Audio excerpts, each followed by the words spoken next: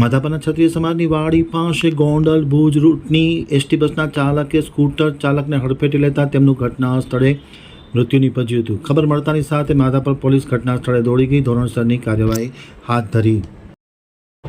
હવે જોઈએ માધાપરના ક્ષત્રિય સમાજ વાડી પાસે આજે એસટી બસ અને સ્કૂટી વચ્ચે અકસ્માત સર્જાયો હતો। અકસ્માતમાં સ્કૂટી ચાલકનું ઘટના સ્થળે મૃત્યુ થતાં ભારે અરેરાટી વ્યાપી ગઈ હતી। તાત્કાલિક અસરથી પોલીસ ઘટના સ્થળે પહોંચી ધોરણસરની કાર્યવાહી હાથ ધરી હતી। અકસ્માતની મળતી વિગત અનુસાર માધાપરના ક્ષત્રિય સમાજની વાડી પાસે આજે સ્કૂટી ચાલક પોતાનું સ્કૂટી લઈને જઈ રહ્યો હતો, ત્યારે પાછળથી એસટી બસે ટક્કર મારતા આ અકસ્માત સર્જાયો હતો।